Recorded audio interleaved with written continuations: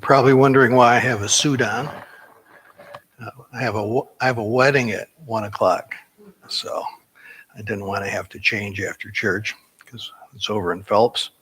So nice to see everybody here today. I'm going to attempt to use this again. This is new. If you weren't here last week, we tried to use it. Did you turn it on, Tally? It's already on. Okay, good. This is just a disclaimer that says that I stole all this stuff off the internet, but it's all for educational purposes only. Wait for it. Have you seen this online? They put up this video, and they know that you don't have the attention span that you need anymore.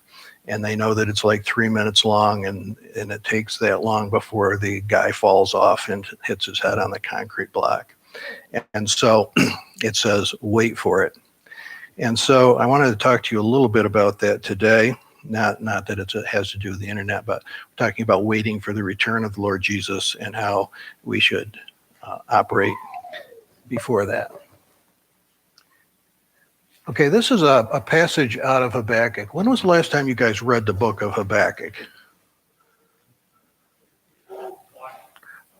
A while. It's one of those Old Testament books that, when we get to heaven, I'm sure Habakkuk is going to ask us if we read his book or not. So you should go ahead and read it. It's an interesting book from the Old Testament times, and it was written shortly after the Babylonian Empire came down and destroyed Judah, carried Daniel and the others away into Babylon. And Habakkuk is really upset with God because he allowed a nation more wicked than the nation of Judah to punish Judah for its sins. And it's a big, long complaint for the situation that the people were finding themselves in. It's really a lament. It's like one of the Psalms of lament. It's a crying book. And in the midst of that book is this little passage, and I want to just make a couple comments about it, and I want to show how it's used in the New Testament because it's quoted in the book of Hebrews. So he says, I will stand at my watchpost, station myself on the rampart, and I will keep watch to see what he will say to me and what he will answer concerning my complaint. And so he's really saying to God that I'm going to stand here until you give me an answer about why we're in this big mess that we're in. Now, there's a couple words there. Watch post is the first one. When I was in Bible college many years ago, there was this poor kid, and his job was the night watchman. And I don't know how he did his classwork at all, because if you were out at night, he was going from station to station. He had a little key in a box, and he had to put the key in every place that he was around the campus to make sure that he wasn't a loafer. And so he had to go around the whole campus every night over and over and over again, and you watch for criminal activity there on the campus. And so here, Habakkuk calls himself the watchman in the night, and he's standing on the rampart, which is well, Griff, you are a army guy. What is a rampart? Do you know? It's a wall, or it's a big amount of dirt that's piled up, like you would see at Fort Niagara or something like that. And so he's standing on the rampart, even though the city is already destroyed. But in a symbolic way, he's standing on the rampart, and he wants to see what God has to say to him. And then the Lord, in verse 2, answers him. Write the vision, make it plain on tablets so that a runner may read it.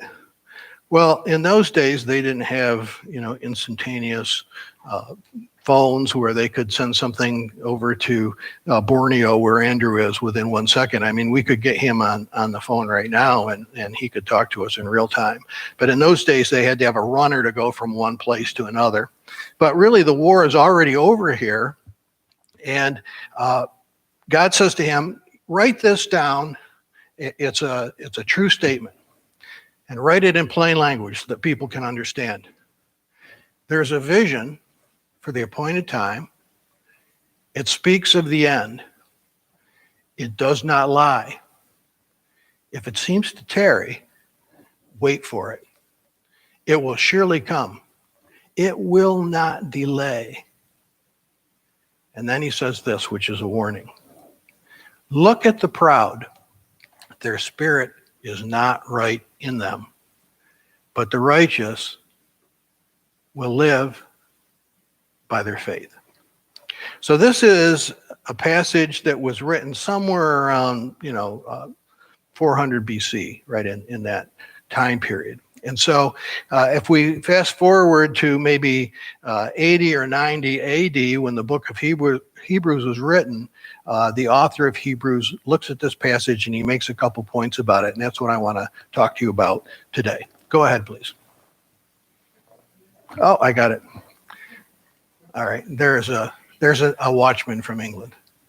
I am so not used to this. Now, faith is the assurance of things hoped for, the conviction of things not seen. Indeed, by faith, our ancestors received approval. Now, I want to point out here that there are two definitions of faith. If you look this up, what the Greek word for faith means, it means two things. It means a conviction of the truth of anything.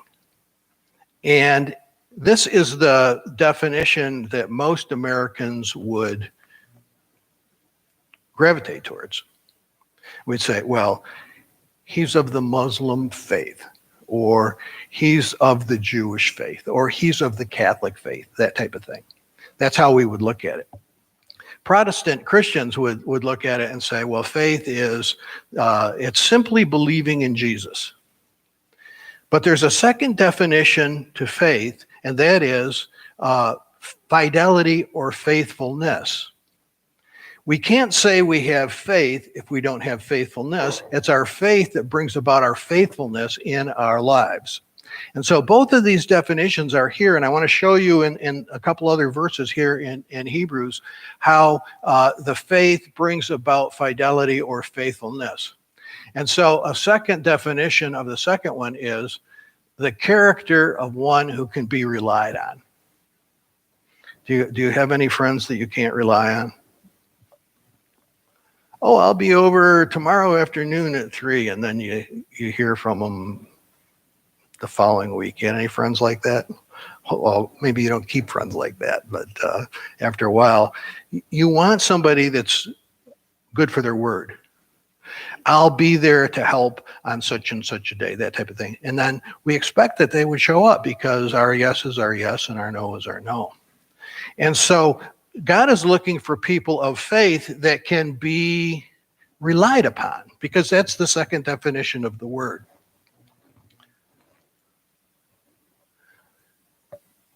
Do not abandon your confidence, the confidence of yours that brings great reward, for you need endurance. Now, do you see that there's definition 1 and definition 2 in this? Don't abandon your confidence, your faith. It brings a great reward. You need endurance. Every single thing that you ever learned to do effectively was because of endurance. Think about it. A child. You put them on the floor, they see the toy. They reach for it. They can't reach it. They get frustrated. Then the next time they reach it, and eventually they get a little oomph, and they get it. And that, you know how it goes. Then in a short time, they're crawling wherever they want to go because they've gotten the endurance to crawl. And then they look around, they see, well, these people are standing up and they're walking. Maybe I can do that too because my knees hurt. And they try, they take a step or two, but their legs are not strong enough. And so through endurance, they learn to walk, they learn to speak, they learn to do everything. A few years ago, I was doing the elliptical. You know, I've given totally up on that now, but I was doing it at that time, and I was getting up to 5 miles on the elliptical. And boy, I felt good. And one day I was at Wegmans and it was pouring rain. And I raced out of there and I ran all the way to my car and I wasn't even winded at all. And I thought, boy, I should keep this up. I feel really good. But it was because of endurance. And now, you know, probably hack my way all the way across. We need endurance. We need things that are hindering us to give us the strength to continue on. And so here the author of Hebrews says, it's good that you have faith. Now, I want to point out that the context here if I put this down, I'll forget. The context here is the author is saying, remember back in previous days when people confiscated your house, when people arrested you and put you in jail for being Christians. And he's pointing back to this persecution that the church had endured early on. And he's saying to the people, don't give up your faith. Don't shrink back. Don't give up your faith. Hang in there. You need this endurance. You need to grow. You need to become more strong. You shouldn't be afraid of these people. You should still be preaching the gospel even though people are opposing you. This is the point that he's making. I assume it's a he. You need endurance so then when you have done the will of God, you may receive what was promised. Go ahead, please. Oh. So the two definitions, the conviction of the truth and fidelity in faithfulness. For in a very little while, here we're quoting from Habakkuk, in a very little while, the one who's coming will come and will not delay. Now, the translation of this is a little bit different than it is in the book of Habakkuk. Who's that? Is that me? You turned it down. Holy cow, what is it, like 200 decibel when you start? Tell them you're in church. You'll surprise them probably.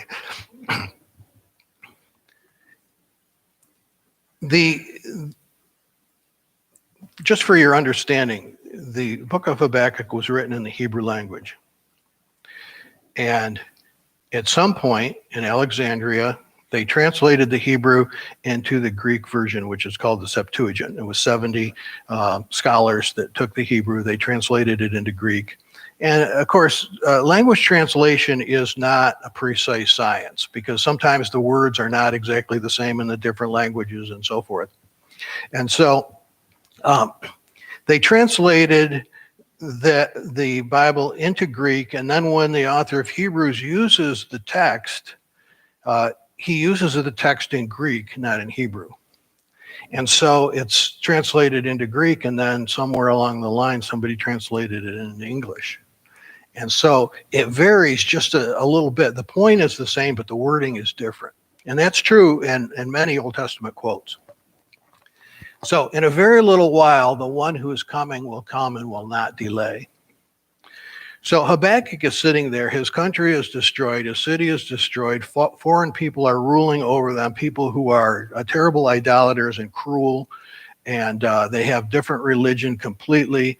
And all of God's people are carried off. And Habakkuk says, what is this? Why are you doing this, God? And I'm going to stand right here until you tell me. And God says to him, there's a day coming. There's a day coming in the end, and that will be the judgment. Now, he didn't explain that it would be Jesus or anything like that, but we know that because we're Christians and we read the New Testament scriptures. So, in a little while, one who is coming will come and will not delay. But my righteous ones will live by faith.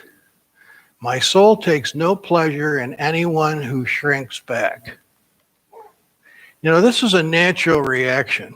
Like I'll bet you if I grabbed this kid right now, she would shrink back. She's just getting used to me. She's been around a little while, but because of COVID, we haven't seen each other a lot. And there's just some sort of natural reaction in babies that if they don't know who it is, they're not really comfortable with it. Let's try it.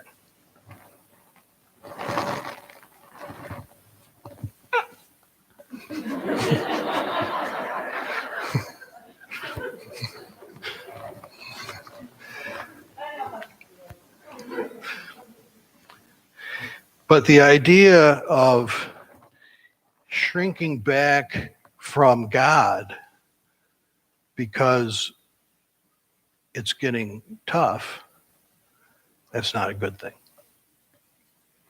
And so the idea of, okay, I'm not going to serve God anymore, or the seems to be the lesser one in our opinion. I'm not going to tell people about God anymore because it's uncomfortable, and I'm going to shrink back. I read a thing online that says that 20% of the people who came to church before COVID will not come back. I don't know where they got that. Some research or something. That's shrinking back. And God isn't pleased with that. And that's not you because you're here. You know, this applies to somebody that's not here.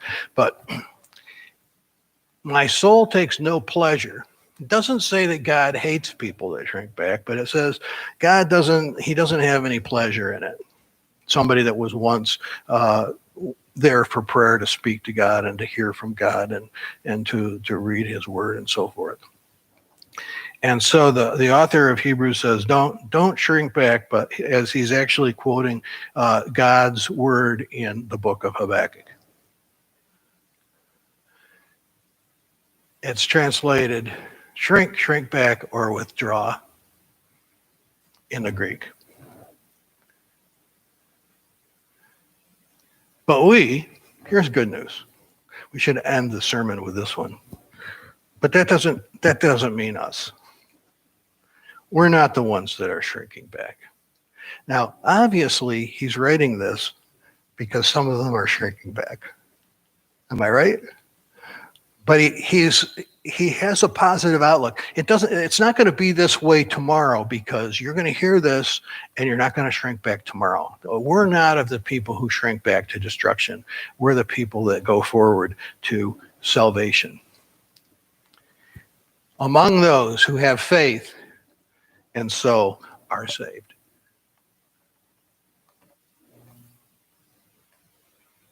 Now, faith is the assurance of things hoped for. This is where we started in the book of Hebrews. Hope. In our way of thinking, hope is, well, I hope I have enough money to pay my bills. But the biblical word hope means an expectation of a certainty. Completely different definition. Our blessed hope is the return of Jesus. And the faith that we have says that Jesus is returning, which is what Habakkuk was told. The Lord is coming in the last day. It's our blessed hope. So faith is the assurance of things hoped for, the conviction of things not seen. Indeed, by faithfulness, our ancestors received approval. You see the two definitions there? They're both there.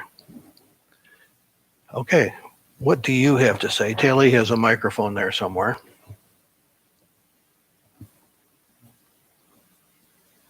Who's first?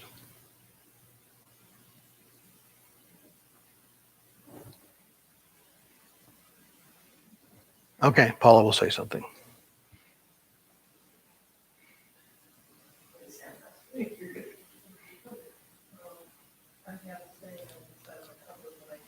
You need to get that a little closer to your mouth. When I take my morning medication, I have a little saying that's inside the cover that says, "You have to do what you have to do to be what you want to be."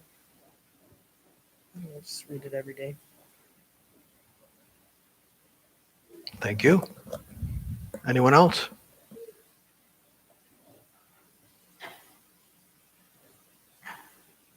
You're raising your hand, Gene? What's the old saying, practice makes perfect, right? So when you're looking for that endurance, okay, I don't want to speak into it without the mask. So when you're looking for the endurance, you need to practice for that which you want to endure. It's awfully hard to endure something the first time it happens. It's awfully hard. But it gets easier the next time. Getting up front, in front of everybody, I don't know people that do that, but the first time you do it, you're in the cold sweat and you're so afraid of saying something wrong, you almost can't say anything. And those of us that lead worship service have known now that the more you do it, the easier it gets. And I see that as part of that, endurance thing is do what you need to do, and it does get easier each time. That's all I got to say. Anyone else?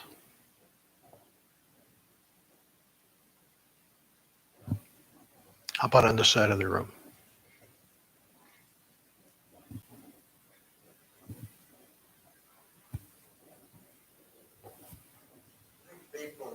Wait for the microphone. The people on live stream need to hear you. Otherwise, they're going to turn it off. I think when we think of faithfulness, we think of big things.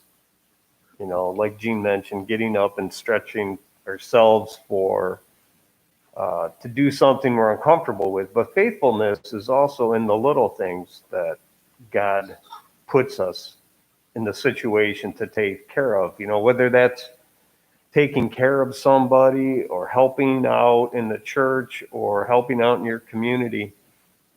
That faithfulness, we're given that opportunity to do that and to represent God in that and give people hope in God while we're doing that. So I think when we think of faithfulness, we need to look at everything we're doing. And are we representing God? And are we being faithful in those commitments that we say we're going to do? He who's faithful in a little is also faithful in much, is what Jesus said. Anyone else?